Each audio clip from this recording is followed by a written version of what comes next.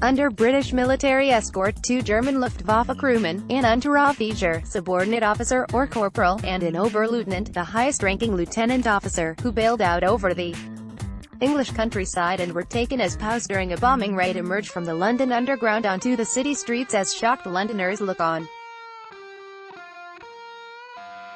The unorthodox travel arrangements for the 2 prisoners of war on public transportation probably served as a good propagandistic photographic opportunity, as the image would be widely disseminated and seen by a nation beleaguered by constant aerial assaults during the Blitz.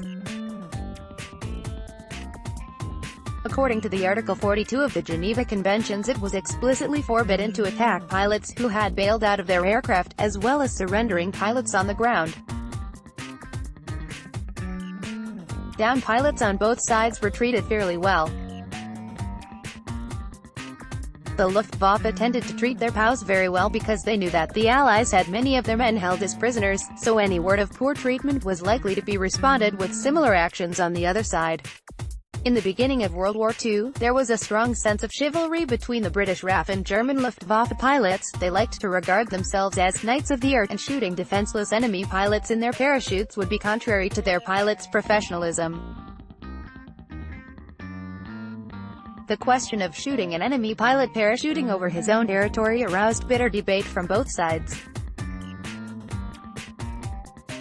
On August 31, 1940, during the Battle of Britain, RAF Air Chief Marshal Hugh Dowding dined with Prime Minister Winston Churchill at Chequers. After dinner, they discussed the topic about the morality of shooting parachuting Luftwaffe pilots. Dowding suggested that German pilots were perfectly entitled to shoot RAF pilots parachuting over Britain, as they were still potential combatants, i.e., going back to a new aircraft to conduct another military mission, while RAF pilots should refrain from firing at German pilots as they were out of combat and would eventually become prisoners of war once they landed on British soil.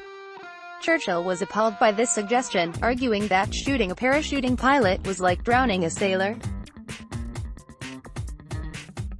On the German side, Luftwaffe Commander-in-Chief Hermann Göring asked Luftwaffe fighter ace Adolf Galland about what he thought about shooting enemy pilots while in their parachutes, even over their own territory. Galland replied that, "I should regard it as murder, Herr Reichsmarschall. I should do everything in my power to disobey such an order." Göring, who had been a fighter ace himself during World War I, said, "That is just the reply I had expected from you, Galland."